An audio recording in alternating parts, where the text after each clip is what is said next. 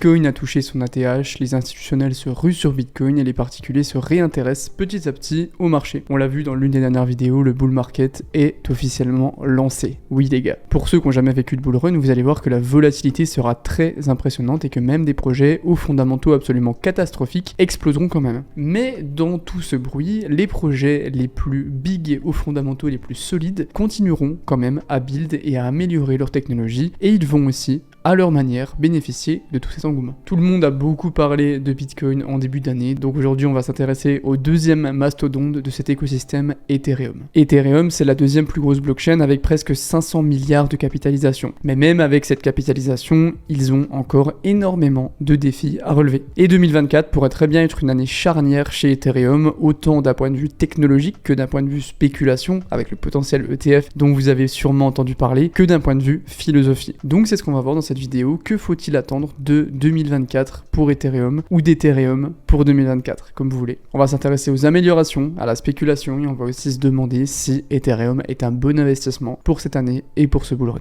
C'est parti. Le dernier gros changement qu'on a vu sur Ethereum, c'était le passage du Proof of Work au Proof of Stake qui a été finalisé en septembre 2022. La fameuse transition The Merge qui a fait beaucoup de bruit dans l'écosystème si vous vous en souvenez. Ce changement, il a permis d'ouvrir les portes à de nouvelles possibilités, mais aussi à de nouveaux défis. Suite à ça, Ethereum a publié une grande roadmap qui permet de suivre l'avancement des améliorations qui doivent être apportées à la blockchain. Cette roadmap, elle est assez incompréhensible pour le commun des mortels, mais on va faire un petit résumé avant de passer au changement pour 2024. Vous inquiétez pas, on va pas tout récap. Toutes ces améliorations, elles se font pas dans un ordre spécifique, mais elles peuvent être regroupées en 6 étapes majeures. The Merge, qu'on a vu, qui est la fusion de la chaîne principale d'Ethereum avec la Beacon Chain, en mode Proof of Stake en septembre 2022. Cette étape, elle a introduit également l'idée de Single Slot Finality. C'est un concept qui désigne la capacité du réseau à proposer et à finaliser un bloc dans un même intervalle de temps, qu'on appelle un slot. Le fait de finaliser, ça veut juste dire de l'ancrer sur la blockchain, concrètement. Autrement dit, avec la Single Slot Finality, dès qu'un bloc est proposé sur le réseau Ethereum, il va pouvoir être considéré comme finalisé et irréversible absolument, immédiatement. Ça va permettre d'augmenter beaucoup la sécurité en réduisant considérablement le temps d'attente pour qu'une transaction soit considérée comme définitivement validée et ça va permettre d'améliorer l'efficacité et la rapidité du réseau. Actuellement, dites-vous que le temps de finalisation sur Ethereum, il est d'environ 15 minutes. Donc entre le moment où un bloc est proposé et le moment où il est ancré, il y a 15 minutes qui se passent. Donc bon, vous n'avez pas besoin de comprendre toutes les finalités pour savoir que ça peut être une bonne évolution de passer de 15 minutes à 0 secondes. The Surge vise à augmenter le débit du réseau jusqu'à 100 000 transactions par seconde sur les roll-up en améliorant les standards de cross-roll-up et l'interopérabilité. Pour ça, il y a différentes propositions qui ont été amenées. On se penchera plus tard sur l'EIP 4844 qui devrait arriver dans la première année de 2024. The Scourge se concentre sur la réduction des risques de centralisation liés à ce qu'on appelle la MEV, la Maximal Extractable Value, les pools de staking, le restaking et les roll-up. The Verge est destiné... Oui, mais c'est pas moi qui fais les noms. The Verge est destiné à faciliter la validation des blocs et améliorer l'efficacité du processus. Avec l'augmentation du volume de transactions sur la chaîne, cette optimisation, elle est cruciale pour la scalabilité d'Ethereum. Elle permet une gestion flexible de la capacité du réseau sans avoir besoin d'augmenter systématiquement les limites de gaz du Layer 1. The Purge, c'est une étape qui vise à simplifier le protocole pour le rendre plus accessible aux développeurs et aux utilisateurs en éliminant la dette technique et en réduisant les coûts de participation au réseau. Cette étape, elle est censée améliorer la fonctionnalité et l'utilisation d'Ethereum. Et enfin, The Splurge qui englobe tous les autres éléments critiques pour la croissance d'Ethereum, de l'expansion de l'écosystème à la coordination humaine, c'est globalement tout ce qui reste qu'ils ont tout calé là-dedans. À travers ces étapes, Ethereum veut devenir la blockchain de référence absolue dans tous les domaines et les cas d'usage possibles, ce qui n'est absolument pas le cas aujourd'hui pour des raisons techniques. Le but, c'est de se rapprocher au maximum de la résolution du fameux trilemme avec lequel ça fait assez longtemps que je vous ai pas fait chier. Ce fameux trilemme des blockchains, c'est le fait d'avoir une blockchain qui est à la fois scalable et sécurisée sans avoir besoin de sacrifier derrière la décentralisation. Évidemment, il va falloir encore plusieurs années avant qu'Ethereum n'atteigne sa forme finale. Mais du coup, concrètement, à quoi on peut s'attendre pour 2024 ? À la base, Ethereum voulait utiliser le sharding avec des shard chains pour augmenter sa scalabilité. C'est-à-dire qu'en gros, il voulait diviser la blockchain en plusieurs groupes de validateurs qui seront chacun responsables d'une fraction des données sur Ethereum. Le problème, c'est que entre-temps, on a eu une technologie qui s'est développée développé beaucoup plus vite que prévu les rollups et qui ont déjà apporté cette solution de scaling qui manquait à Ethereum. Donc cette idée de shard chain, elle a été abandonnée pour se focaliser sur l'amélioration des interactions entre les rollups et Ethereum. Au lieu de devoir recréer un truc qui nous apporte de la scalabilité, il y a cette nouvelle tech, les rollups qui sont arrivés et on va plutôt les utiliser et travailler non pas sur un nouveau projet, mais sur l'optimisation de notre interaction avec eux. Et c'est là qu'entre en jeu la fameuse mise à jour Cancun.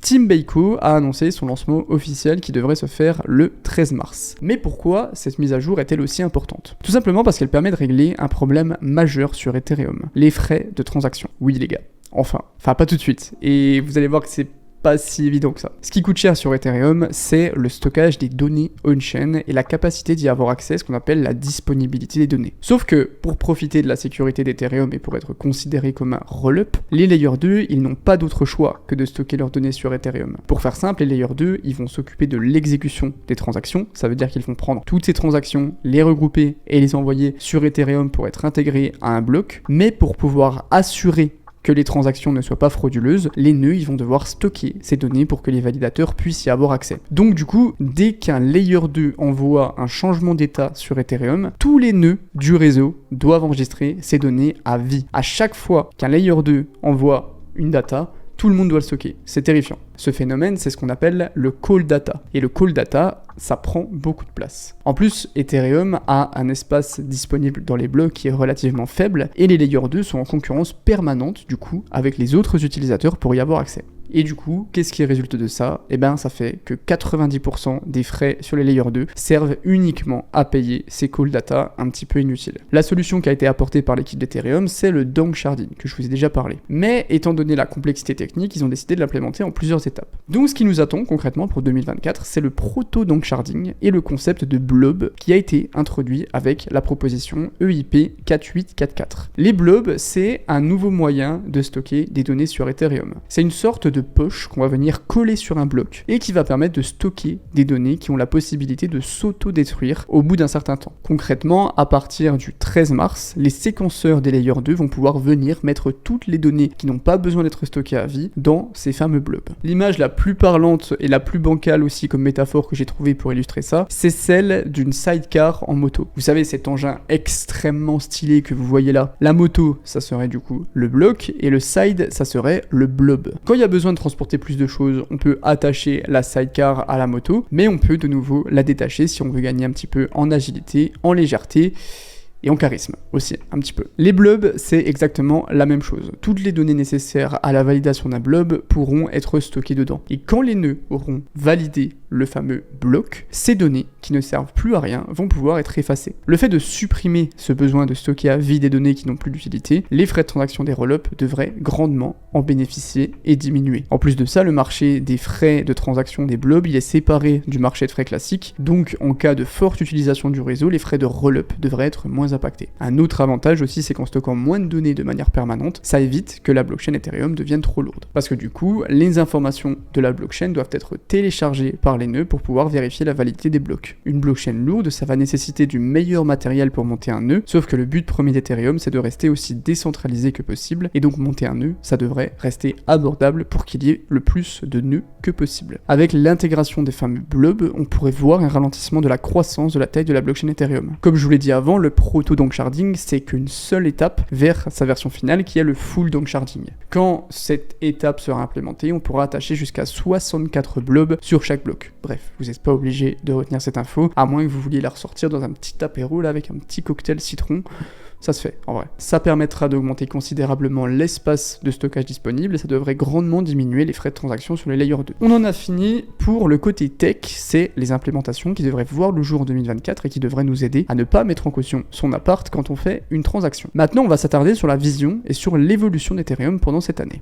Actuellement, on a deux visions de la blockchain qui s'affrontent. D'un côté, on a les blockchains modulaires comme Ethereum ou Cosmos, et de l'autre, on a les blockchains dites monolithiques comme Solana Solana ou Bitcoin. Et il est important de comprendre la distinction entre les deux pour comprendre le choix qu'a fait Ethereum. Une blockchain monolithique, c'est conçu comme un système unique, où les 4 fonctionnalités importantes du blockchain, à savoir le consensus, le règlement, l'exécution et la disponibilité des données, sont toutes intégrées dans une même couche. L'avantage principal des blockchains monolithiques, c'est leur simplicité. Le fait de regrouper tous les composants nécessaires, ça permet à ces blockchains d'offrir une sécurité et une efficacité qui va être beaucoup plus robuste. Le problème, c'est que ça se fait au détriment de la flexibilité et de la scalabilité. Vu que toutes les opérations sont liées, le fait de faire des modifications ou des mises à jour sur un aspect du système, ça va nécessiter souvent des ajustements sur l'ensemble de la blockchain. La vision monolithique, elle limite aussi la capacité de la blockchain à évoluer rapidement en réponse aux avancées technologiques ou aux besoins des utilisateurs à cause de l'implémentation plus complexe des nouvelles fonctionnalités, parce que si on veut modifier une couche, il va falloir qu'elle soit compatible avec toutes les autres couches. C'est là que mes connaissances s'arrêtent, je ne suis pas développeur. D'un autre côté, on a les blockchains modulaires qui n'ont pas du tout la même approche. Ce type d'architecture, il va décomposer la blockchain en modules ou en composants distincts, chacun étant responsable d'une fonctionnalité spécifique comme le consensus, le stockage des données ou l'exécution des transactions. En séparant ces différentes fonctions, les blockchains modulaires, elles vont permettre à chaque composant d'être développé, mis à jour et mis à l'échelle indépendamment des autres. Les blockchains modulaires, elles offrent donc une grande adaptabilité et une scalabilité, vu que les développeurs peuvent remplacer ou mettre à niveau des modules individuels sans avoir besoin de perturber l'ensemble du système. Cette philosophie de conception, elle favorise une plus grande évolution, parce que du coup, des nouvelles technologies peuvent être implémentées plus facilement. En plus de ça, ce type d'architecture modulaire, il peut mieux répondre aux besoins des applications en permettant la personnalisation des composants en fonction des exigences spécifiques. Le problème, c'est que la flexibilité et l'adaptabilité des blockchains modulaires ont eu eux aussi leur lot de défis. Le fait de garantir l'intégration et l'interopérabilité transparente des différents modules, ça nécessite une conception qui est soigneuse et qui est très technique, avec des mécanismes de gouvernance très robustes. Et en plus, les blockchains modulaires, c'est une technologie qui est extrêmement nouvelle, donc pour l'instant, c'est encore très compliqué de voir les principales dérives et les principales limites. Du coup, vous l'avez compris, le choix entre les architectures monolithiques ou modulaires de la blockchain va surtout dépendre du besoin et des objectifs spécifiques d'un projet blockchain. Les blockchains monolithiques, elles offrent de la simplicité, mais elles peuvent aussi rencontrer des difficultés en termes de scalabilité et d'adaptabilité. En revanche, les blockchains modulaires, elles fournissent un cadre qui est flexible et qui est scalable, qui peut évoluer avec les progrès technologiques et les demandes changeantes des utilisateurs, bien que ça implique une plus grande complexité et des défis au niveau de la coordination. À la base, Ethereum a été conçu comme une blockchain monolithique, mais la blockchain, elle s'est vite mangé les problèmes de scalabilité qui en ont découlé. Ils ont donc dû faire des choix, et ils ont pivoté vers une approche plus modulaire où les rollups s'occupent de l'exécution, pendant qu'Ethereum s'occupe du consensus. Avec ce genre d'approche, c'est beaucoup plus simple de répondre aux défis qui sont posés par le fameux trilemme de la blockchain, puisque si on regarde la roadmap d'Ethereum, on voit bien que toutes les implémentations à venir sont là pour simplifier les interactions entre Ethereum et ces fameux rollups. Si cette vidéo est technique, vous avez juste à retenir ça.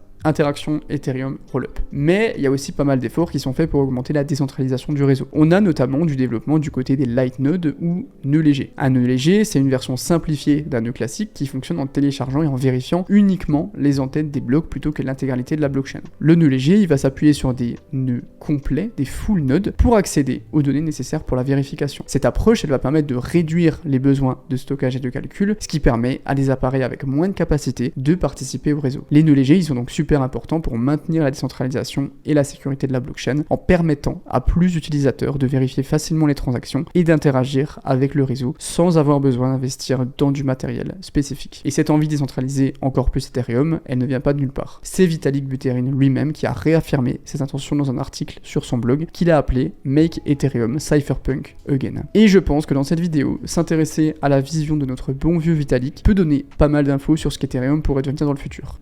Par contre, pas cette vision-là. Je parle de la vision techno, là, les gars.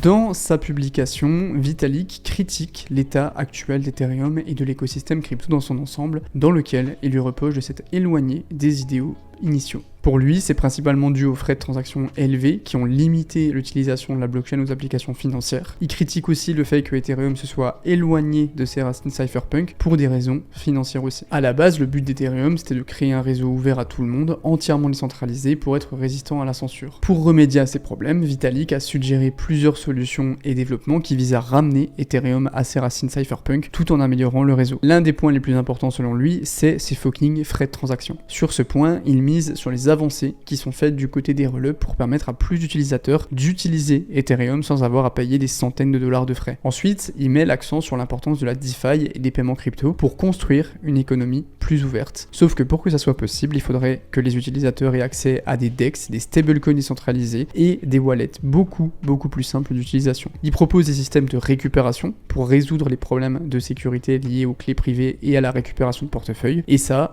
commence à se développer petit à petit. Je vous invite à aller voir ma vidéo sur la Account Abstraction si ça vous intéresse. Un autre point qui est crucial pour lui, c'est l'amélioration de la confidentialité. Le problème, c'est que la blockchain, c'est transparent. N'importe qui a votre adresse de wallet peut retracer toutes vos transactions depuis sa création et identifier vos autres wallets. Par exemple, si votre employeur vous paye en crypto, il peut voir l'ensemble de vos wallets qui ont interagi ensemble et littéralement voir ce que vous faites de votre salaire. Vitalik met donc en avant des technologies comme les Zero Knowledge Proof pour permettre la confidentialité des transactions sans avoir besoin de compromettre la sécurité du réseau. Ensuite, il parle de l'importance d'avoir des réseaux sociaux et des systèmes de messagerie décentralisés pour éviter la censure. Avec les avancées en termes d'account abstraction et de confidentialité, ce genre de cas d'utilisation il devient de plus en plus possible. Mais il souligne aussi que pour ça, les systèmes de stockage de données décentralisés sont absolument cruciaux. Le dernier point que je pensais important de citer, c'est qu'il conseille aux autres builders de construire des outils et pas des empires. Par ça, il veut dire que ça ne sert à rien que chaque blockchain se construise dans son coin et essaye de gagner des parts de marché. Ça aura pour effet de compartimenter les utilisateurs et les liquidités et ça serait quand même contre-productif. Après, j'entends que c'est facile de dire ça aussi quand on est numéro 1. Mais selon lui, il vaut mieux se concentrer sur l'interopérabilité des solutions existantes pour permettre aux différentes blockchains de profiter les unes des autres. Ces solutions, elles représentent la vision de Vitalik pour un écosystème Ethereum plus décentralisé, plus sécurisé, qui reste fidèle à ses origines cypherpunk. Et au passage, on peut déduire de cet article quelques narratifs qui pourraient gagner en traction ces prochains temps. On a les roll-up, la account abstraction, la confidentialité, les zero knowledge proof, la social fi, le stockage de données décentralisées, l'interopérabilité, etc. Donc on voit qu'au niveau technique, Ethereum a encore pas mal de défis à relever pour atteindre sa forme finale. La mise à jour Cancun, qui devrait arriver bientôt, permettra déjà de diminuer grandement les frais sur les layers 2.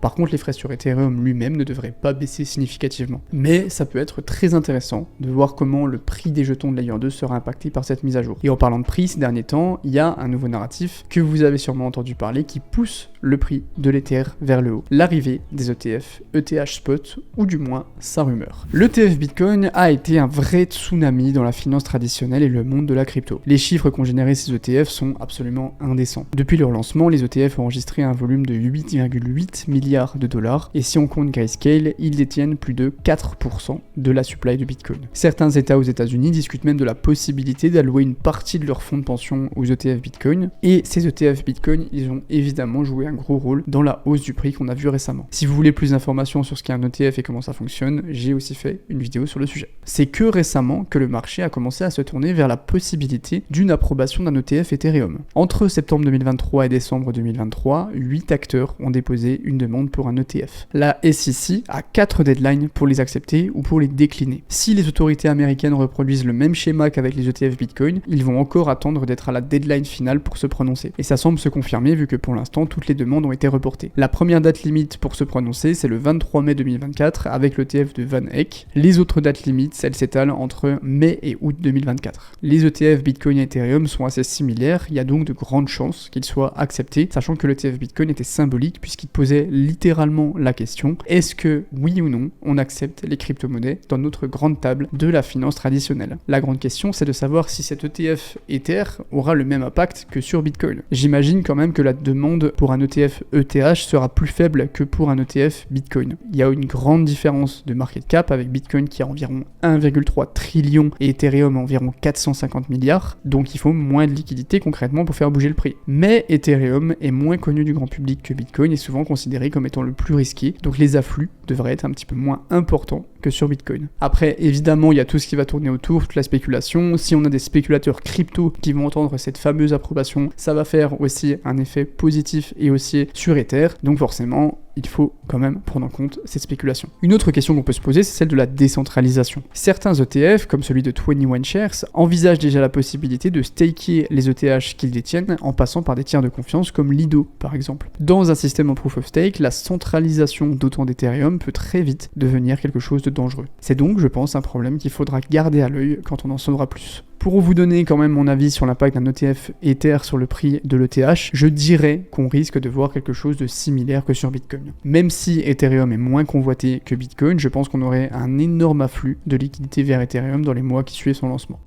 Bon, avant de vous laisser partir, on va regarder 2-3 petits chiffres. Premièrement, on peut regarder l'évolution des parts de marché des différentes blockchains. Sur DeFi là-bas, on peut voir qu'actuellement, Ethereum représente presque 60% de la TVL, toutes chaînes confondues. Ce chiffre, il était en baisse entre 2021 et mi-2022, mais il semble s'être stabilisé entre 55% et 60% depuis. À titre de comparaison, Solana, qui a fait énormément nourrir ces derniers temps, se trouve aux alentours des 3%. Mais une autre métrique intéressante qu'on peut regarder, c'est le volume. Le volume d'Ethereum est en baisse par rapport aux autres blockchains. Là, vous voyez un graphique qui montre les parts de marché en termes de volume. En mars 2024, Ethereum représentait 33,2% du volume total et Solana 24,08%. Après, bien sûr, il faut prendre en compte le fait qu'une partie du volume d'Ethereum se fasse aussi sur les layers 2 et n'est donc pas comptabilisée, mais on voit que petit à petit, d'autres blockchains se font une place et vont titiller Ethereum en essayant de la challenger petit à petit. Mais c'est pas pour autant que je pense qu'une autre blockchain viendra prendre la place d'Ethereum dans les prochaines années. Avec son approche modulaire, Ethereum se dirige petit à petit vers sa forme finale. En 2024, on devrait déjà voir pas mal de changements au niveau des frais sur les layers 2. En termes de prix, l'ETF devrait faire bouger beaucoup les choses. Mais un autre point que j'ai pas abordé dans cette vidéo, c'est l'impact des tokens de layer 2 sur Ethereum. Si à l'avenir, chaque layer 2 propose son propre token pour interagir avec son écosystème, ça pourrait quand même rediriger une partie de la liquidité qui va dans Ethereum vers ces fameux layer 2. C'est un point qu'il faudra, je pense, prendre en compte, mais pour l'instant, je pense qu'Ethereum a encore de très beaux jours devant lui et qu'il reste très intéressant d'avoir de l'Ether pour 2024 d'un point de vue risque-récompense. Merci d'avoir regardé cette vidéo jusqu'au bout. Si elle vous a plu et que vous en avez envie, vous pouvez l'aimer et vous abonner à ma chaîne. C'était Yeril, prenez soin de vous et on se retrouve très bientôt. Ciao les gars!